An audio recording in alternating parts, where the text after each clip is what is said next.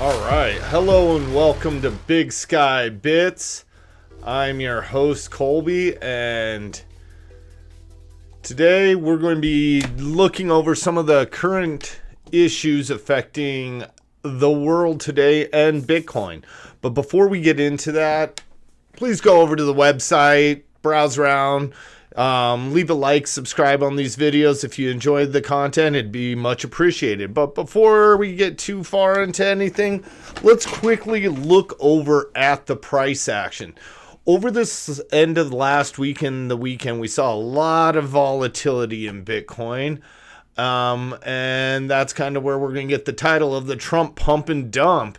Yesterday, we saw Trump make a statement about a strategic Bitcoin reserve, or actually his first message was about a strategic shitcoin reserve that included XRP, I think Cardano. Oh, there were a couple others. I think there were 3 shitcoins in that first day. And yeah, I do mean some of the commentary to sound like that. I believe a lot of these projects are centralized and run by these companies. And when you look deeper into their books, it's pretty apparent that that's true. And I don't believe we should be making a strategic investment reserve where centralized companies can benefit. I think it can skew things for a lot of manipulation and fraud. Now, on that note, a lot of people already think this situation with what Trump is doing is ripe for fraud. So looking at the 7-day chart, you can see that we dipped pretty hard all the way to below 80. And then on Trump's word here, we saw it shoot up. And now we're actually giving almost all that money back in just the last little bit. Well, I'll head over to TradingView. We can check this out a little bit. On the 1 hour, we've given almost all of it back. We're back down into this 87, low 87, high 86s. It's not looking great. If I was to give my opinion on a long-term view of Bitcoin, I think we would be looking at potentially 4 to 6 months of more downtrend. I could see this lasting through even most of the summer. So take that with a grain of salt. The Bitcoin markets are volatile, and besides just price action, there's a lot of factors that go into determining how we get to different price levels. And as always, I believe fundamental news will always be the biggest. If we see another country or big sovereign wealth in the Middle East, as we've already seen some investments, if we see them ramp up investments or other countries get involved, that fundamental news could break a lot of these patterns and change the projection or the trajectory of the Bitcoin price pretty dramatically. Now, we saw some big pumps on some of these other things like XRP and Ethereum, and it looks very similar that they've given back a lot of those gains. Bitcoin dominance is remaining roughly the same. And in reality, it looks like it was just a huge pump and dump. And from a lot of the insider information that's coming out, people are saying that at least some big whales were able to capitalize on this big pump that was most likely triggered because of Trump's tweet. So a lot of people speculate that this is most likely some insider trading. And to be honest, that seems totally plausible to me as well. However, it does ring quite unfortunate if this is the situation we're in, where we're just trying to enrich wealthy elites off crypto scams. And I've had a problem with this for a while with some of the meme coins and other things. And as some other influencers have suggested, maybe this is the whole point of a lot of these cryptocurrency projects right now, is to scam people and get the most money and liquidity out as they can. On the other side, I could see some confusion. I mean, you do have some good actors in there like Cynthia Loomis, and you have others that genuinely want the best, but with so much on their plate, it's very hard to really dig deep into what each one of these projects is attempting to do. And that's why I always try to err on the side of caution. I wish our government was a little more in that same realm where they tried to err on caution just a hair more. So we'll see where we get with that. But moving on to some big news outside of Trump's shenanigans and how that affects the news and markets. I think a big piece of news is the fact that MetaMask, altcoin wallet that's mainly based on ERC20 tokens for the Ethereum blockchain. MetaMask, I got into way back in the day. They did some great projects where if you used it, contributed, they gave you a great airdrop. And it was a fun project to participate. It showed some of the capabilities of what the web extension wallets can do and the ease of use that they can offer into the web browsing experience, and especially if you want to purchase things. Now, for many, it was just used to purchase other cryptocurrencies, but now MetaMask is embracing a wider selection of cryptocurrencies, and they're adding Solana and Bitcoin. Now, having native Bitcoin rather than Ethereum wrapped Bitcoin on the MetaMask wallet, I think is huge.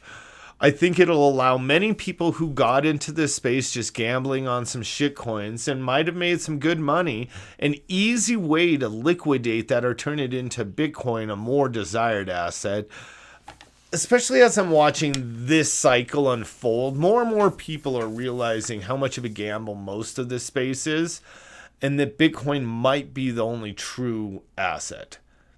Take it for what you will, have your own opinions, but as I become more of a Bitcoin maximalist, I do believe that Bitcoin has its own special abilities in this world. Tying it to physical energy consumption, the decentralized nature, they all come together to create a product that incentivizes humans.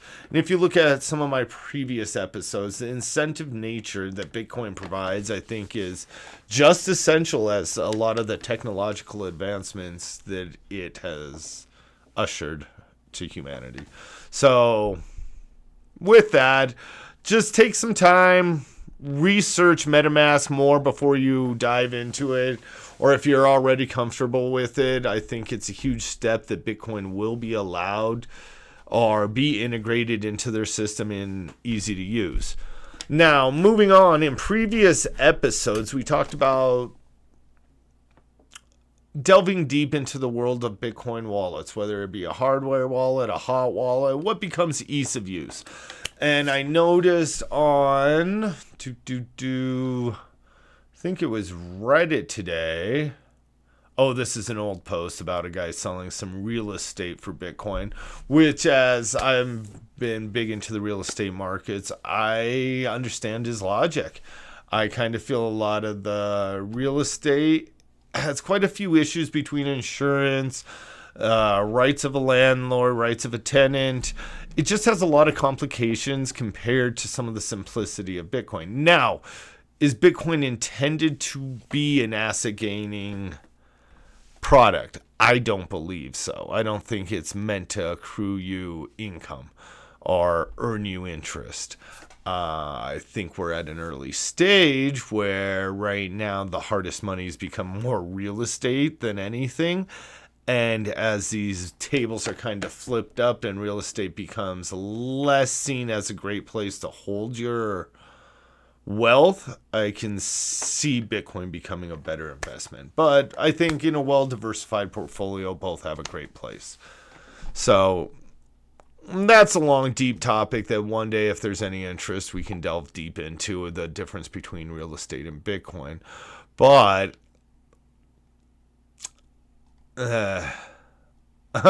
this was a great quote by Peter Schiff. Peter Schiff actually understands some of the problems with this shitcoin reserve versus a Bitcoin reserve, even on a theoretical level. Even though he doesn't believe in Bitcoin, he can at least understand it on a theoretical level. And this is important to understand the rationale and the difference between something that's a company and something that is a commodity or a product that isn't controlled by these central authorities. So now, what were we talking about? We were talking about what is a good wallet. And someone brought up today on Reddit Blue Wallet. And I have messed around with Blue Wallet, used it for quite a few things. I can say I've recommended it to my children. It works as a good hot wallet. Now, are you in full custody of yours? Could there be some hacks? 100%. It's open source. I still have my issues and believe there's safer ways, but for someone who just wants something easy to get into, to transfer a few funds, you're not going to hold more than maybe $1,000 on there or something. I imagine this is more than safe. From my experience with it, I love it. It's simple to use.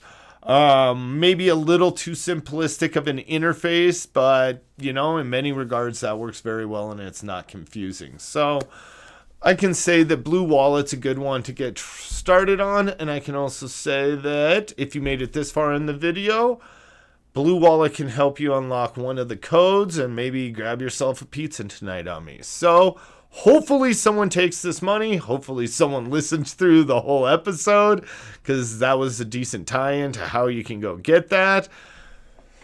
And on that note, we're going to unwind. The Bitcoin world's been crazy. We're seeing a lot of interesting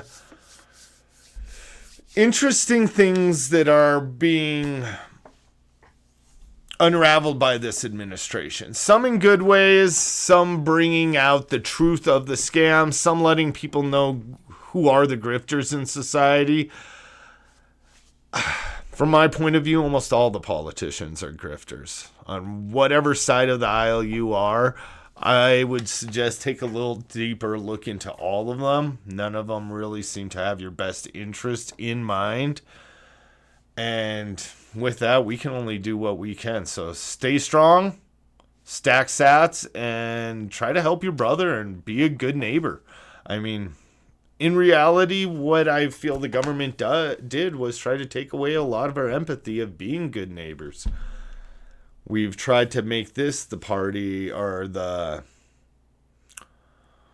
entity that will take care of those impoverished, those that are hurting, rather than us being empathetic human beings and taking that role on as neighbors. And could I do better? Could we all do better? 100%. So let's make that a goal and strive for it. I wish everyone a great day. And again, if you like the content, please like and subscribe. And I hope you all have a wonderful day.